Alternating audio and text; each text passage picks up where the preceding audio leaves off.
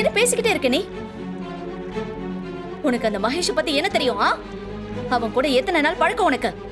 நான் அவன் கூட வாழ்ந்திருக்கேன். நீங்க எல்லாருமே அவனை வெளியே மட்டும்தான் பாத்திருக்கீங்க. ஆனா நான் அவன் கூடவே இருந்து பாத்திருக்கேன். அவன் யார்கிட்ட எப்போ எப்படி நடிப்பான்னு எனக்கு தான் முழுசா தெரியும். சும்மா பேசாத அவனை பத்தி. இங்க பாரு, நான் அனுபவிச்ச சித்திரவதையில நீங்க எல்லாம் ஒரு 5% அனுபவிச்சிருந்தா இவனெல்லாம் உங்க பக்கத்திலே சேர்க்க மாட்டீங்க. இதெல்லாம் வேண்டான்னு தான் எல்லாத்தையும் சகிச்சுக்கிட்டு கடந்து போயிட்டு இருக்கேன். சரி ஓனர், நீங்க சொல்ற மாதிரி அவரு தப்பானவராகவே இருக்கட்டும். ஆனா நான் ஒன்றும் அவ்வளவு நல்லவன் கிடையாது. என்ன மட்டும் நீங்க நம்புறீங்கல்ல? நான் ஒரு குடிகாரன், ஒரு பொறுக்கி, கொலைகேஸுக்கு கையெழுத்து போட்டுட்டு இருக்க ஒரு அக்யூஸ்ட். இந்த உலகத்துல யாருமே என்ன நல்லவன் கொஞ்சம் கூட நம்பினதே கிடையாது. ஆனா என்ன நம்பின ஒரு ஆள் யாரு? நீங்க மட்டும்தான். அது என்ன ஓனர்? என் பழசெல்லாம் எடுத்து பார்த்தீங்கன்னு வச்சுங்களேன், ஒருத்தவங்க கூட என்னை பக்கத்துலேயே வச்சுக்க மாட்டான். ஆனால் நீங்கள் என்னை ஒரு மனுஷனா மதிச்சு என்னை நல்லவனா மாற்றி இருக்கிறீங்க. இந்த உங்கள் பக்கத்துலேயே வேலைக்கு வச்சிருக்கிறீங்க. எப்பேற்பட்ட பாவம் பண்ணவனு கங்கையில் போய் குளிச்சான்னு வச்சுங்களேன் சுத்தமாயிருன்னு சொல்லுவாங்க. அதெல்லாம் எனக்கு உண்மையாக போய் எல்லாம் தெரியாது ஒன்று. ஆனால் தப்பு பண்ணவங்க யாராக இருந்தாலும் உங்களை மாதிரி யாராவது நல்லவங்க கூட இருந்தாங்கன்னா, அவங்கள சரியாக வழி நடத்துனாங்கன்னா அவன் கண்டிப்பாக நல்லவனை மாறிடுவான். என்ன அந்த அளவுக்கு கரெக்டாக ஜட்ஜ் பண்ணிக்கிறீங்க. ஆனால் ஏன் தான் அவரை ஒண்டி இப்படி ஒதுக்குறீங்கன்னு என்னால் புரிஞ்சுக்கவே முடியல.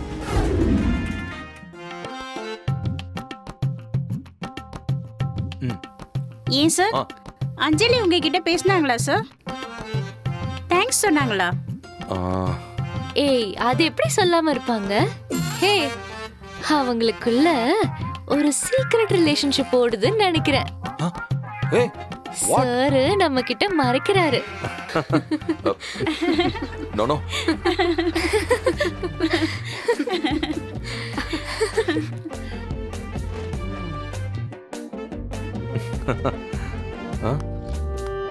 Sir, congratulation sir. Congrats sir. Thank you. இதுக்கு முன்னாடி ஒவ்வொரு கல்யாண நாளையும் நாங்க 2 பேரும் எப்படி கொண்டாடுவோம் தெரியுமா? நம்ம வீடே திருவிழா மாதிரி இருக்கும். காலையில எழுந்து கோவிலுக்கு வந்து 100 பேருக்கு அன்னதானம் கொடுத்துட்டு ஊரையே கூட்டி எல்லாருக்கும் வேஷ்டி புடவைன்னு அன்பளிப்பு கொடுப்போம். நான் சாமியை கும்பிடும்போது எனக்கு அவர் நெத்தியில குங்குமம் வச்சு விடுவாரு. அன்னைக்கு முழு நாளும் அவருக்கு எவ்வளவு வேலை இருந்தாலும் எல்லாத்தையும் ஒதுக்கி வச்சுட்டு என் கூடவே இருப்பாரு. ஆனா இப்ப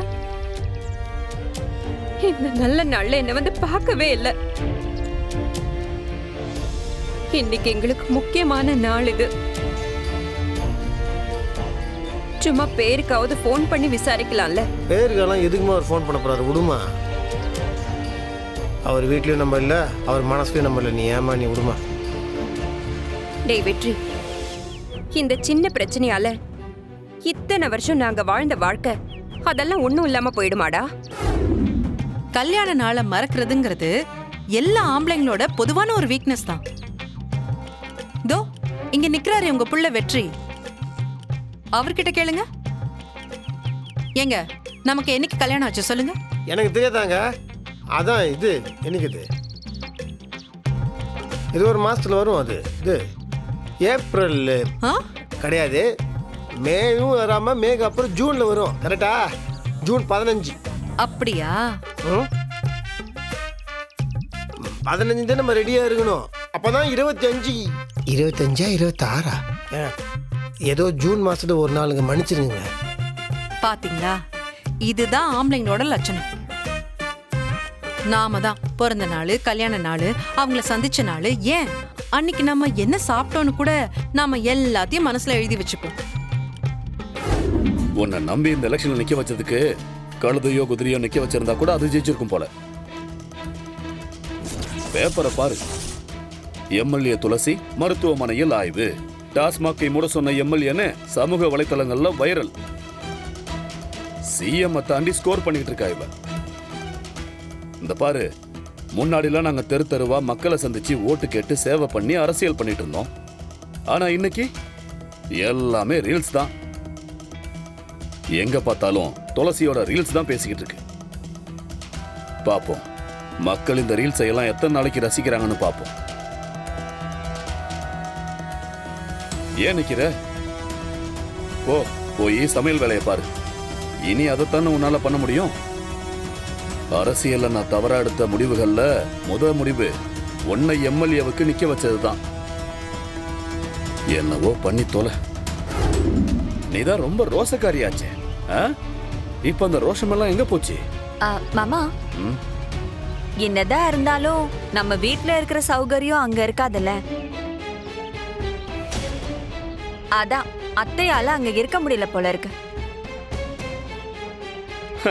அவ பையன் தான் நல்லா பாத்துக்கிறேன்னு நம்பிக்கையில கொடுத்து கூட்டிட்டு போனா. அப்பா நாங்க நல்லா தான் பார்த்துக்கிட்டோம். உங்களை மதிச்சு உங்களை தேடி உங்க வீட்டுக்கு வந்தவங்கள இப்படிதான் அசிங்கமா வெளியே நிக்க வச்சு கேவலப்படுத்துவீங்களா? வாங்க மகனே. ஓ, மருமகளும் சேர்ந்து வந்திருக்காப்ல.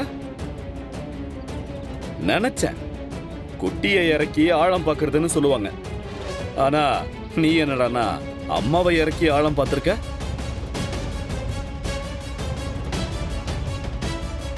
தெரியும்டா, நீங்கெல்லாம் எங்க சுத்தினாலும் என் காலடிக்கு தான் வருவீங்கன்னு எனக்கு நல்லா தெரியும். என்ன ஊரெல்லாம் நீ மாமியார் வீட்டுல செட்டில் ஆயிட்டன்னு மூஞ்சில காரி துப்புறாங்களா? அவமானத்தை தாங்க முடியலன்னு அலறி அடிச்சு ஓடி வரீங்களோ?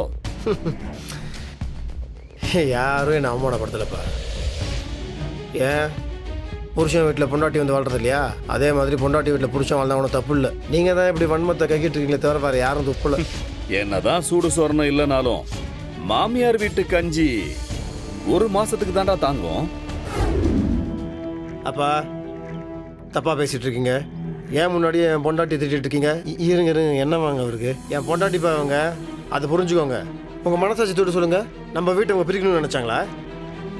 அப்பா நீங்கள் தேவையில்லாமல் கண்டவங்க பேச்சு தான் கேட்டு உங்களால இந்த குடும்பமே நாசமாக போய் பிரிஞ்சு கிடக்குது. என் பொண்டாட்டி யார்? இந்த வீட்டோட மருமக. அதை ஞாபகம் வச்சுக்கோங்க. டேய், என்னமோ உனக்கு 10 இடத்துல நான் பொண்ணை தேடி இவளை பார்த்து கல்யாணம் பண்ணி வச்ச முதல்ல பேசுற நீ ஏன் இவளை திருட்டு தாலி கட்டி கூட்டிட்டு வந்தவன்தானடா? இவளை நான் மருமகளா ஏத்துக்கிட்டதே பெரிய விஷயம்டா.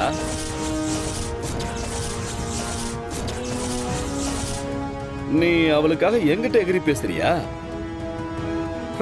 என்னம்மா துளசி, எம்எல்ஏ என் புள்ளைய தூண்டி விட்டு எனக்கு எதிராக பேச வைக்கிறீங்களா?